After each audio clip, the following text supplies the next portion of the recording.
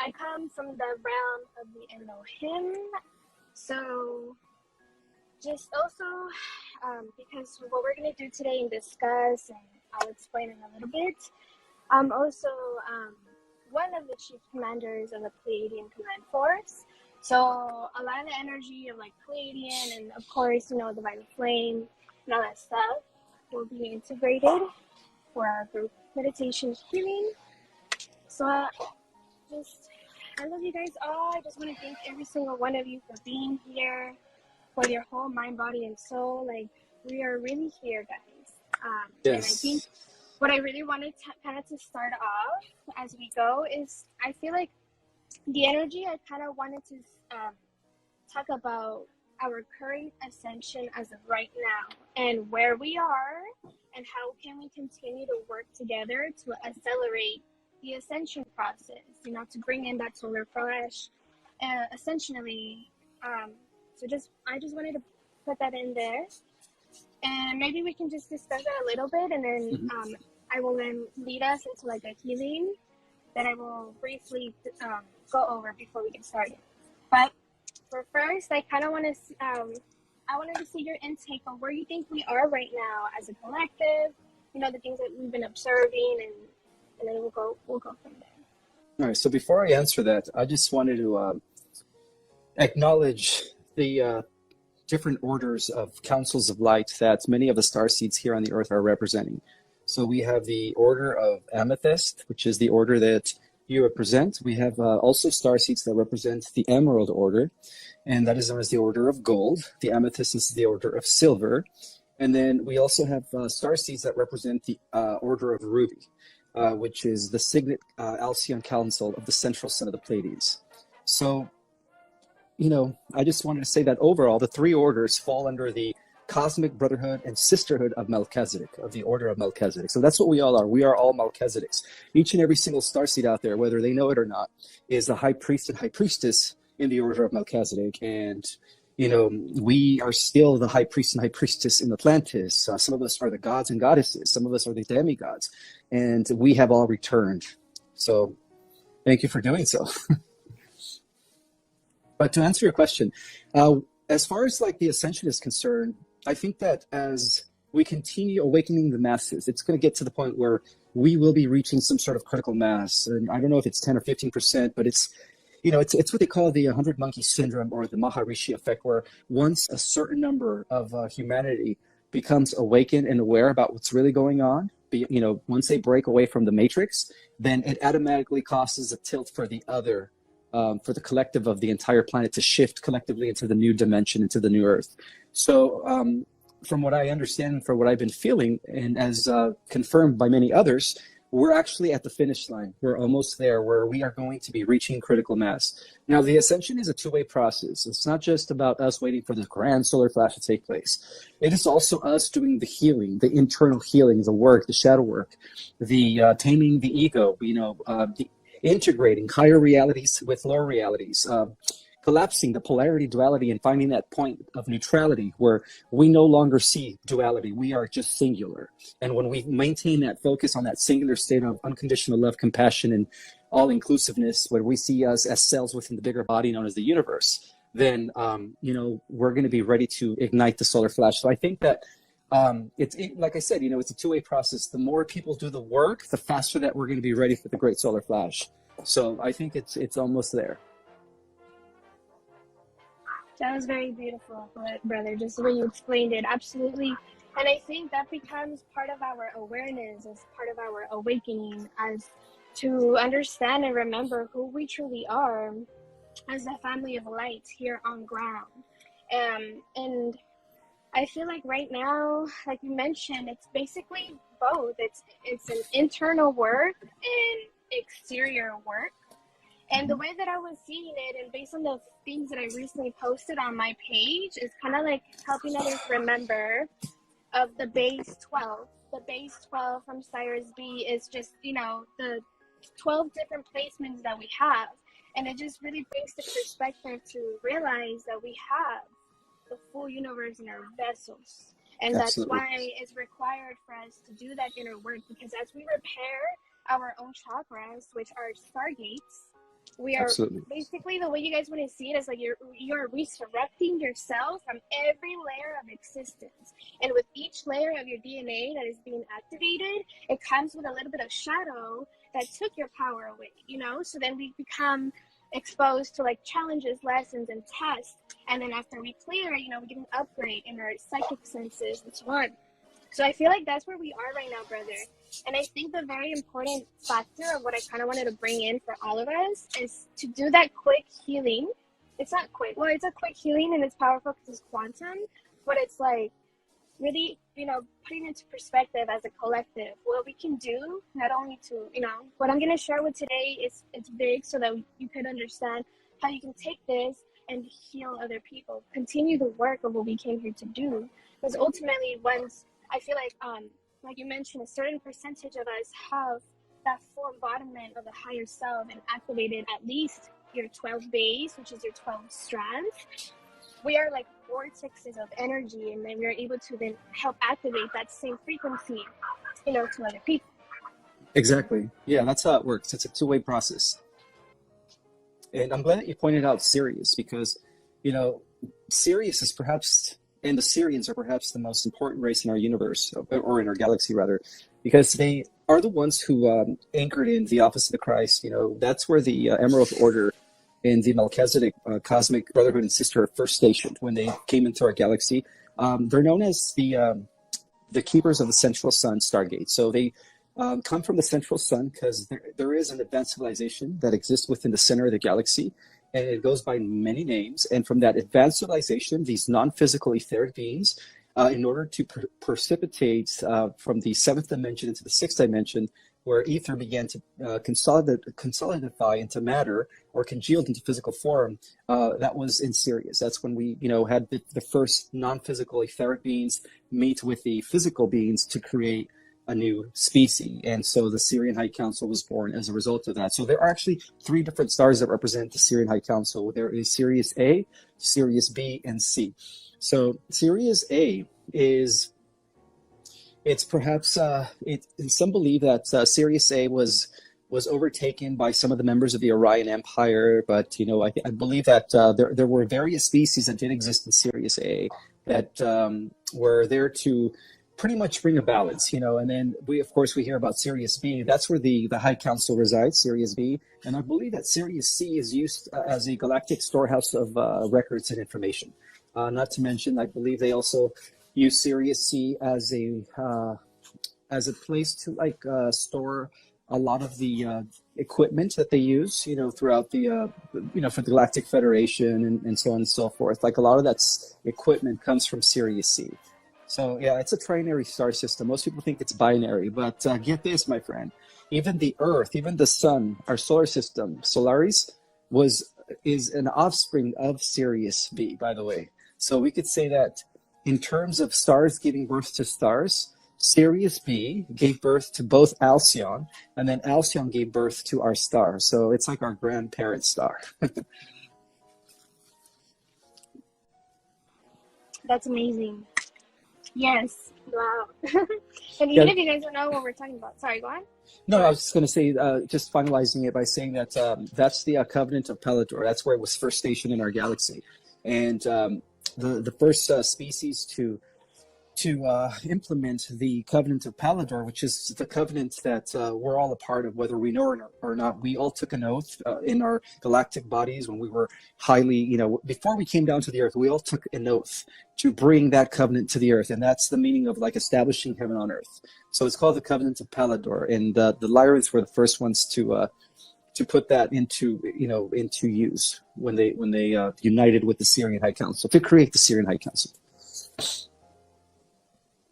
Yes. And then I kind of wanted to add on, you know, when the Pleiadian Syrian High Council came together, and then when you mentioned, you know, we all did take an oath, if you guys don't remember, in the Emerald City, where we vowed that we will continue to protect what it means of the oneness, you know.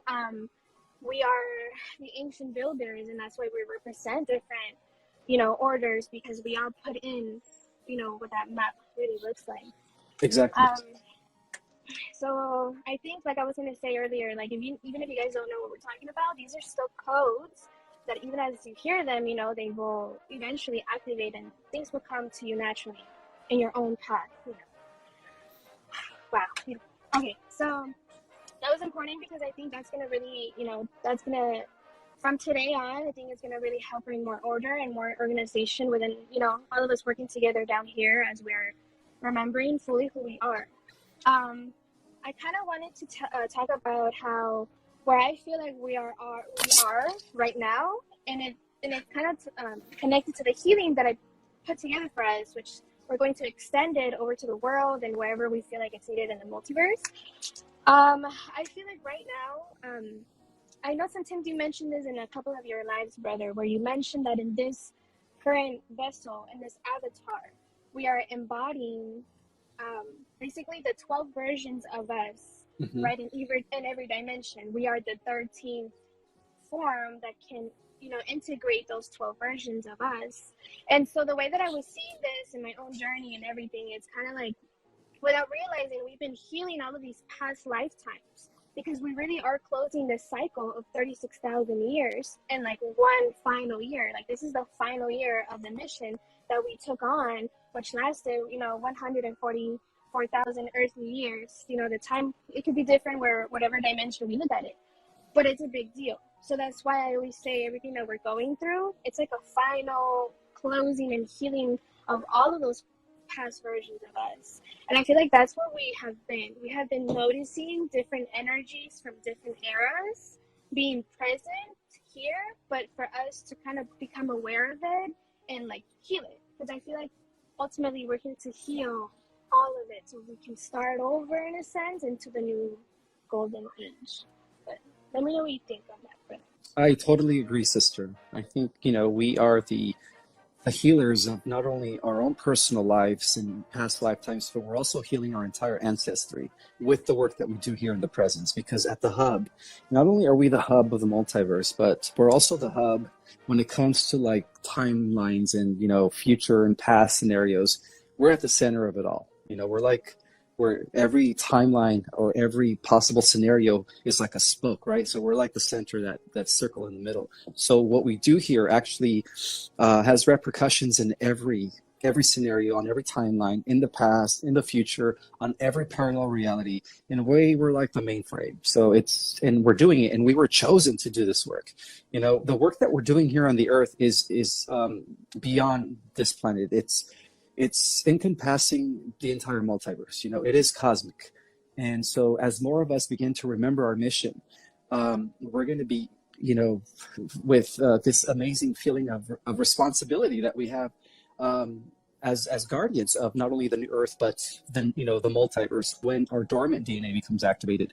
And some people ask me, well, why didn't we just come in flying like Superman and Thor, with thunder and all that stuff? And I said, because that would defeat the purpose. If you were designed to be the most powerful being in the universe with ultimate power, wouldn't you first want to humble yourself as a mortal and experience what it's like to be human with limitations, circumstances that happen that we sometimes have no control over, experiencing every level of emotion, happiness, sadness, and everything in between. I mean, the fact that we incarnated as a human is so that we could understand what the human condition is, so that when we do activate our superpowers, we could actually use them for good, because every single one of us had to struggle.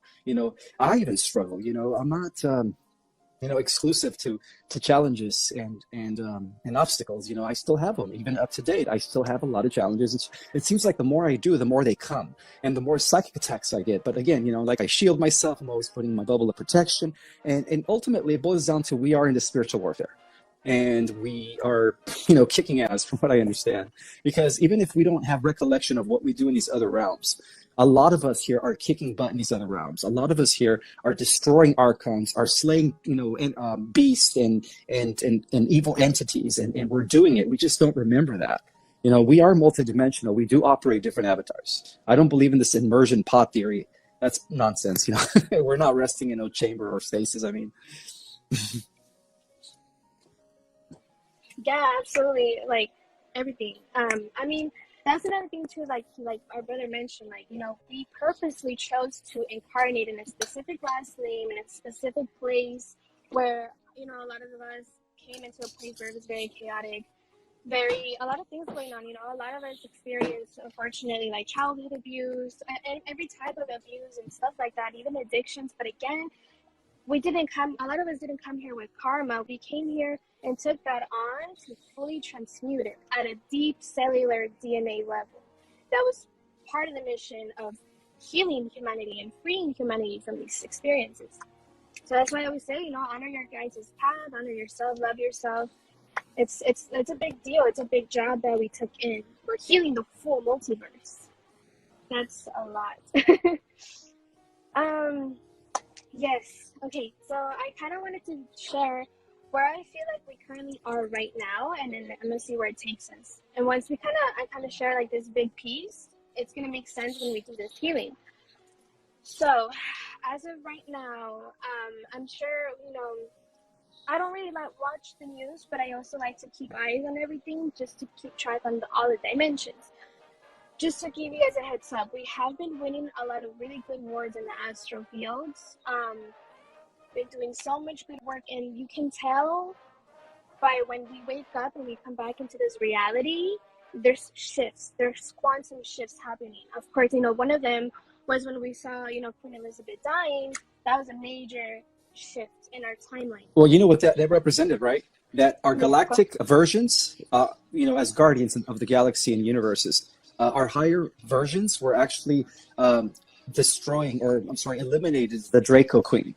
The Draco Queen was connected to an AI system, and I forget the name of it, but she was like the original Omnicron, like, you know, the Seekar. She's what gave birth to the original Seekar royal bloodline of the Draconians, and so when we eliminated her from Orion, her physical counterpart here on this planet was also eliminated. So it's all happening at the same time on every dimension. Yeah, she was an outlet to that, you know, Draco AI hybrid, whatever that was operating, that was actually taking orders from the AI god, because the AI god has no access to our galaxy, you know, and the High Council of Orventon, which is overseen by the Ancient Order of Eternal of Days, or the Petals, you know, the Eternal Ones, whatever you want to call them, the Cedars. They made sure of that you know, that this planet became protected until the ascension took place, so that we can become activated. Yeah. Yeah, it definitely has a lot of major protection, especially from the poles, because the poles will be shifting, but we won't experience that physicality. That was deep. Yeah, all of that. And so, okay, so that's what I was going to say.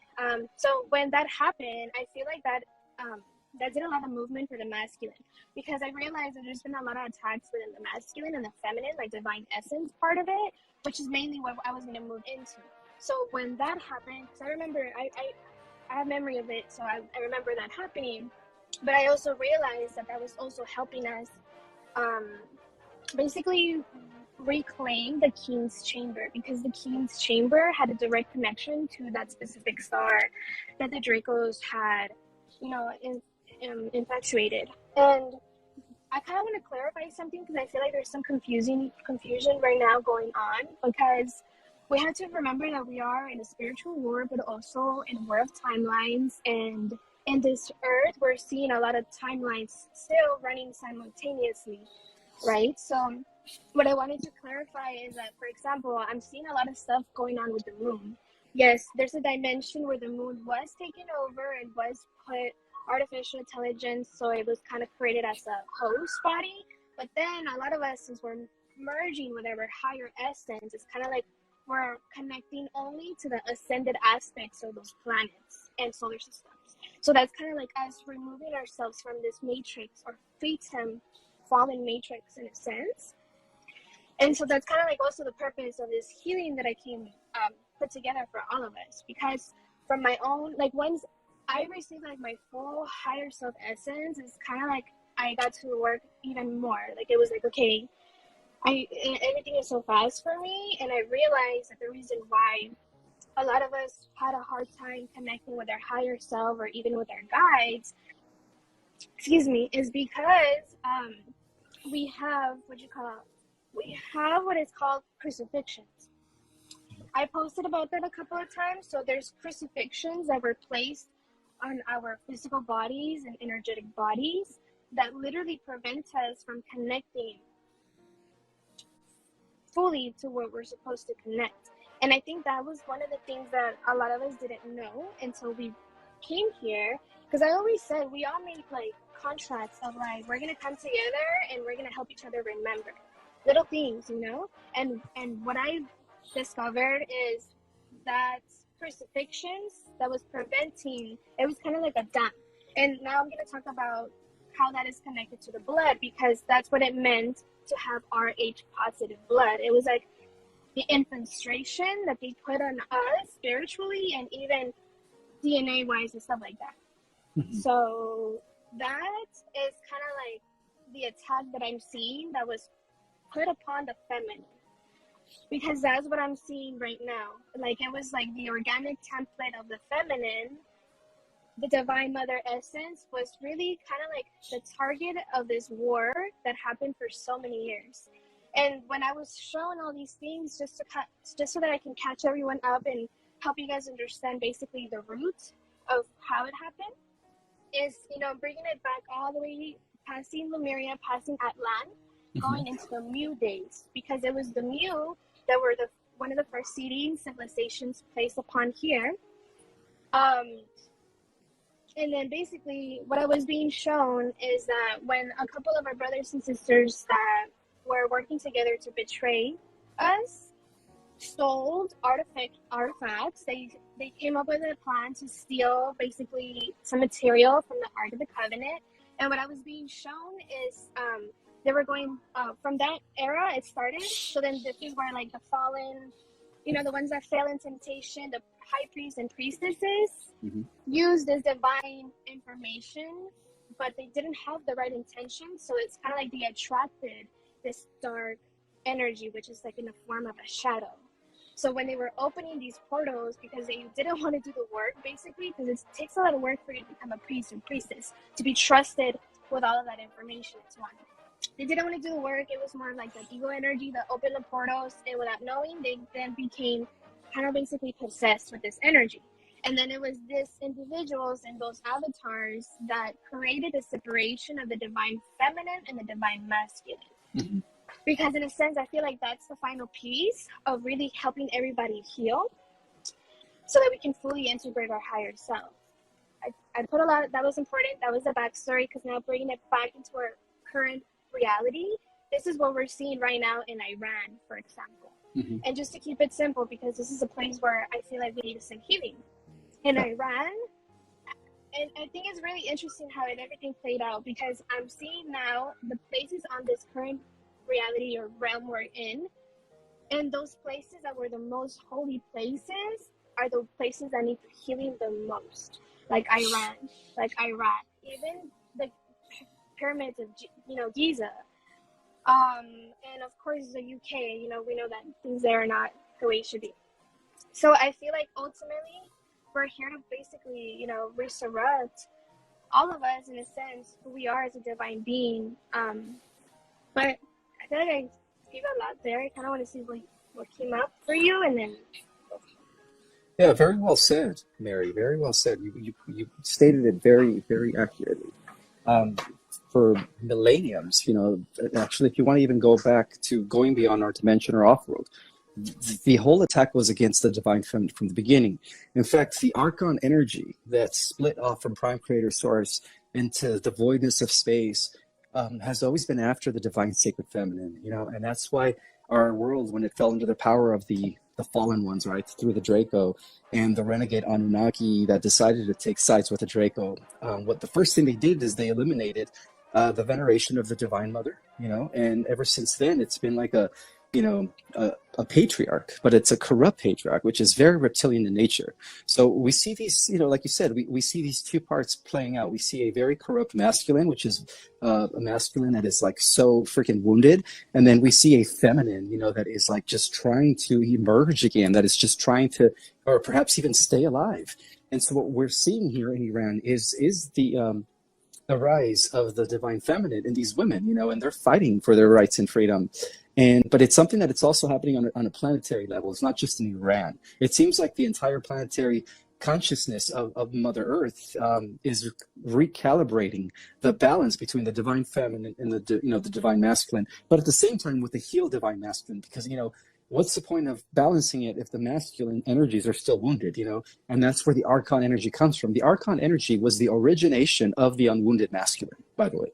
And then that's what possessed the minds of the fallen angels, of the Elohim, which later translated as the Draco, and of course, those other species that followed them. And that's why they have always been the villains, because they have been the ones that have been suppressing the feminine aspects, the spirituality of the divine feminine for millions and billions of years in our universe. And right now we're like, their time is up, and they know that. And that's why a lot of stuff is happening right now worldwide when it comes to the rise of the divine feminine. For the first time, women are actually rising. This is something that hasn't happened in millenniums on this planet, millenniums, thousands and thousands of years. So, and we're healing that, all of us. Every single starseed that is here is firing up the grid. Through our own vibrations, we are sending compassion and love and loving energy to the entire planet. And that explains why we're all geographically spread out throughout the entire planet, because we're supposed to bring our energy to certain grid points on the Earth, because the Earth also has ley lines and chakras, right? Hundreds of minor chakras, 7 major chakras, just like we do. So every single star seed, imagine if we were all in the United States, or if we were all in Europe, that would defeat the purpose. The grid is worldwide, it's a global net. So that's why we all had to be kind of spread out geographically everywhere on the planet, because we're all infusing, the new grid system through our own vibrations. And that's what a fifth dimension, and that's the reason why a fifth dimensional reality is already, manifesting itself for many of us, because of the work that we've been doing, our own energy. And that's how powerful we are. So, when we do group meditations, that has a huge effect, because what we're doing is we're focusing our collective power and, into a certain outcome. And that in turn is like causing miracles worldwide,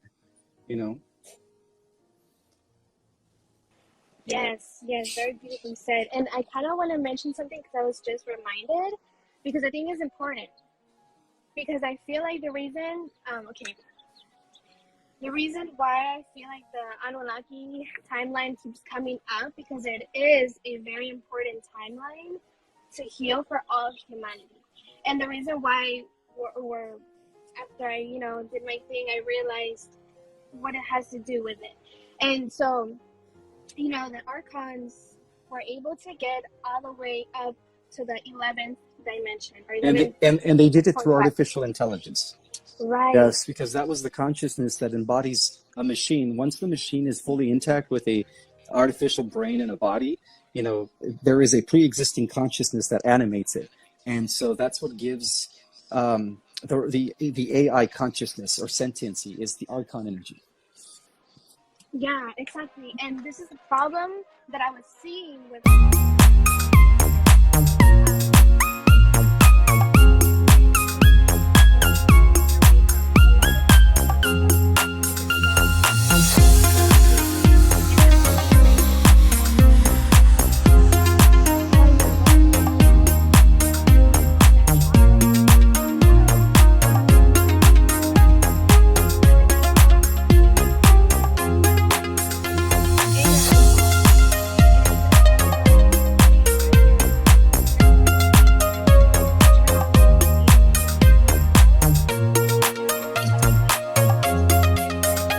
when you're in that place that I just mentioned, and you're trying to make it to the 12, like you're trying to merge with your full higher self. A lot of attacks happen there. It happened to me in my own personal ascension. It was really crazy for another time though.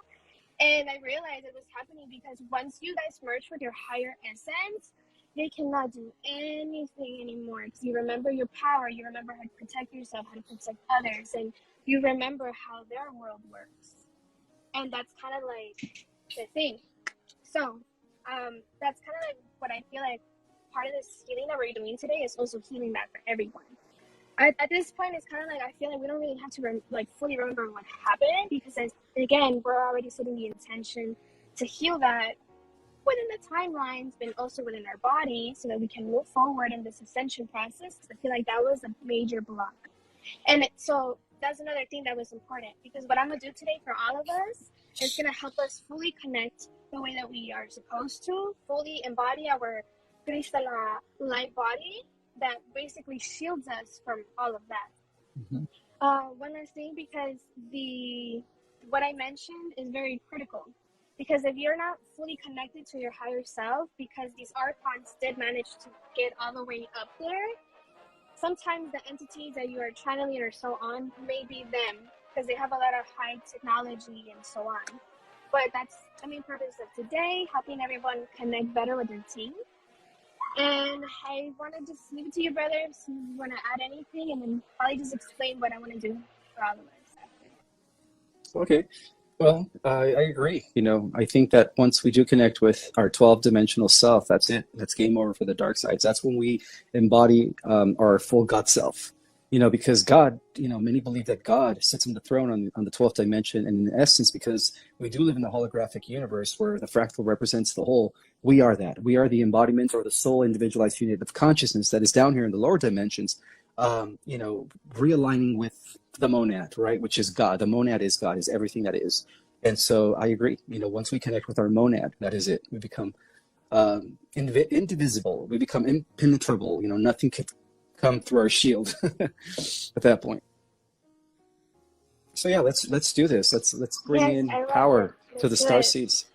Oh my God, I'm excited. Okay, I'm just gonna briefly kind of talk to you guys on what we're doing. So as I do it, and this is what I do in all my meetings, so that you know what we're doing and like what's going on. So I mentioned the crucifixions. I'm gonna call in the Crystala and Crystal family from Cyrus B to remove any remaining, if you guys still have any.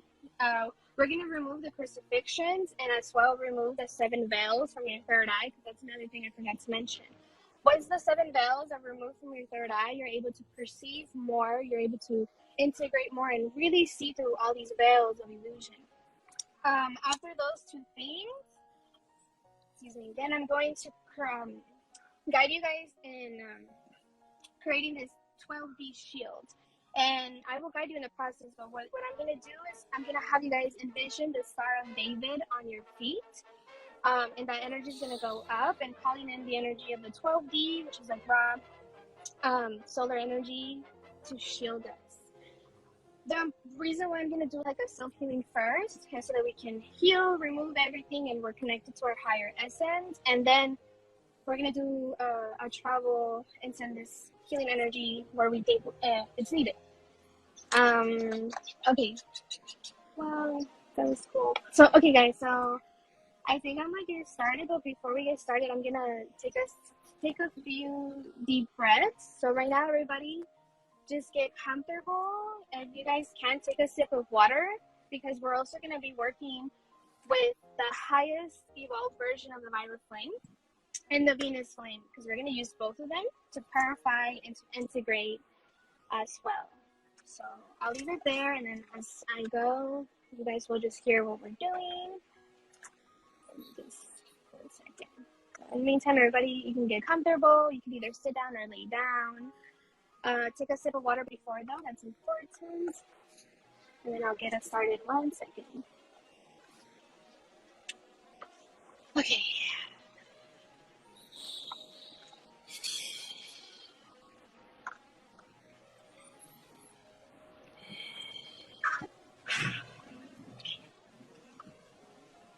So now I'm just going to guide us with some deep breathings, and we'll call in our family of light for all of this. In any case, if you hear any chaos, like if a helicopter comes, focus. I just want you to focus on that peace, okay? Because that's also practice to help you focus when there's chaos.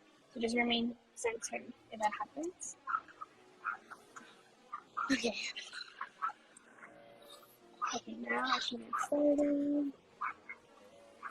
Just clear energy.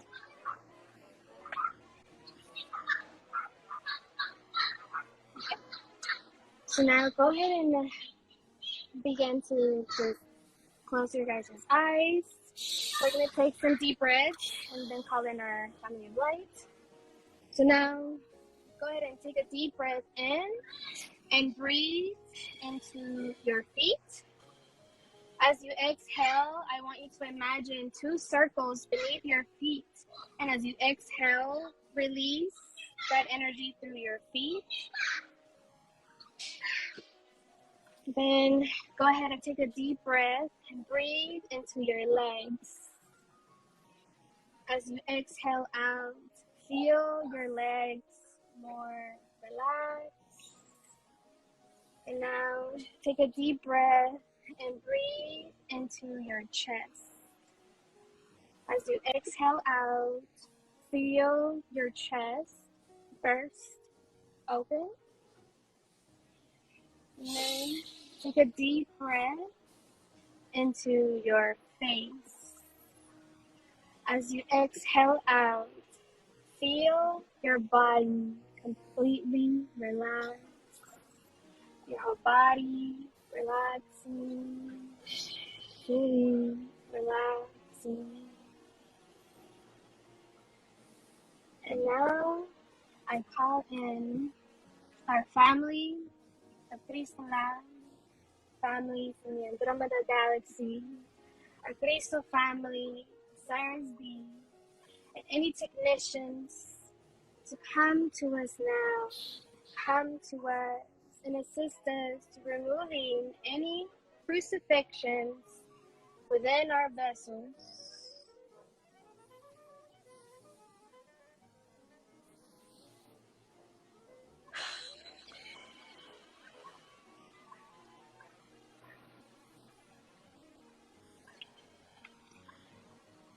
And as they finish up, now I call in the family of light, or white brotherhood and white sisterhood of light. And in a second, you will all feel two seraphim angels, one on your left side and one on your right side. As they hold you, we will now remove the 7 veils of illusion and this energy releasing from your third eye. The 7th veil dissolves in red so that you can see things from a higher perspective. The 6th veil dissolves in yellow so that you believe in and trust the unicorns and spiritual realms. The 5th veil dissolves in pink so that you can open the 4th veil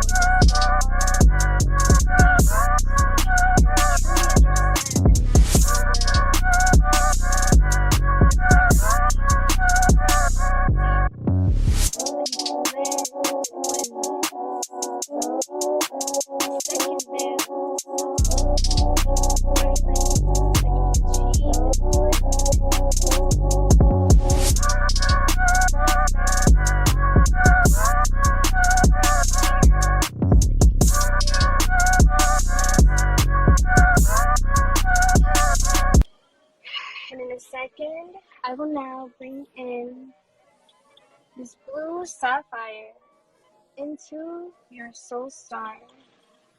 In 3, 2, 1. Feel this blue energy integrating in your soul star above your head, mixing together. Because it has codes for each one of you that is needed, and connecting you more with your higher self.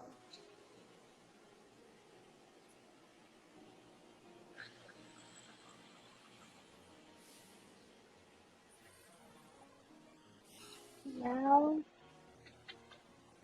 putting in our 12D shield. So beneath your feet, imagine this Star of David glowing in silver and diamond. And see the silver and diamond energy swirling all around you, making its way all the way to the top, shielding all of your energetic bodies, going all the way to the top. And now calling in the energy of the solar and Ra for the 12, bringing it down and wrapping this golden solar energy all around us and wrapping all of our energetic bodies.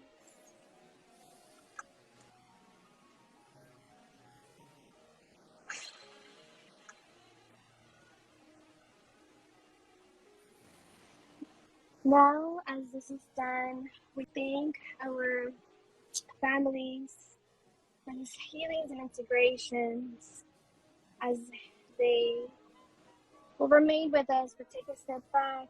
We will now call in and invoke archangels Sadriel and Amethyst in the lilac fire of Source. So now see and feel these energies of the violet flame pouring down towards you. See this purple flame coming from the sky. But this purple flame is a cosmic diamond violet flame. As it wraps around you, then from the heights of the ninth dimension, see this pink ray of pure love leaving the cosmic heart portal. Now watch these two energies dancing and merging together above you to form a beautiful sparkling violet pink. As this light swirls above your stellar gateway, see, vibrate, high frequency dragons and angels now forming. They dance with the flow of the flames. These are the angels and dragons of the lilac fire, swirling around us. And as this energy is now with us, call this energy down into your body. Allow it to integrate at the deepest cellular level, dissolving any density or issues you may have. Feel this energy spreading through every facet of your being, lighting you up with the magic of grace, purity, and love. Feel this energy going through your physical body. Feel it going through your nervous system, through your organs, through your skeleton system, through your physical body, your emotional body, your mental body, your spiritual body, etheric body, astral body, and your celestial body. All of your 7 bodies infusing with this energy. And breathe this energy out so that it starts to eliminate everyone and everything around you. See this bright violet pink light transmuting all that is not love and replacing it with a much higher vibration. Now ask the dragons and the angels of the lilac fire to go to the places that are needed of assistance. Now, in this moment, I want you guys to visualize armies of these beautiful beings floating the planet with this amazing light. And in the second, all of us will spread this energy to where it's needed on Earth. And I will now allow you, brother, to guide us through where you believe we should spread this energy together on Earth and the multiverse. Yes. Let's begin to spread the energy over to the Russia-Ukraine scenario. Let's also take this energy and heal the situation in Iran. Now let's move this energy over to Korea, North Korea. And let's also move this energy over to Taiwan and China. Let's move this energy over to Florida for the devastation that occurred last week. Let's move this energy over to Puerto Rico, Australia, Canada, the East Coast and the Midwest in the United States, where many people had suffered floodings. And now we're going to take this energy and we're just going to spread it out worldwide and consume the entire planet Earth in this violet transmuting flame of purifying energy. alchemizing all negativity and density at this time by the collective power of our mighty I Am presence, in the name of our monad, of our holy collective monad. We now transmute the negativity on planet Earth at this time.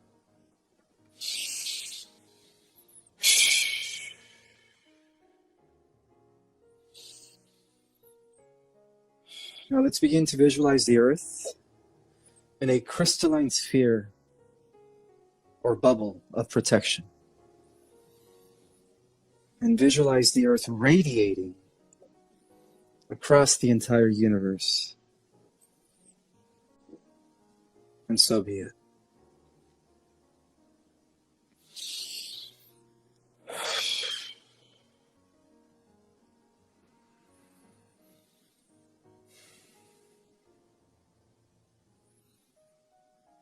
Now we can begin to bring our attention over to our bodies.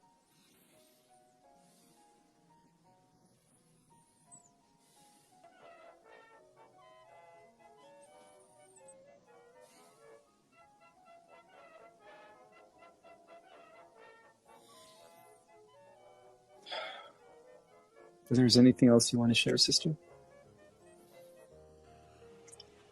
I think we did that for today.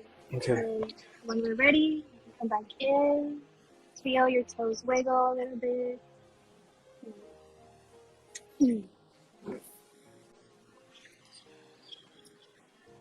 I think we have like maybe a few minutes to answer some questions. Yeah, that's good. Okay. That was very powerful. Thank you, brother. Thank you, Well, thank everybody you. that was here.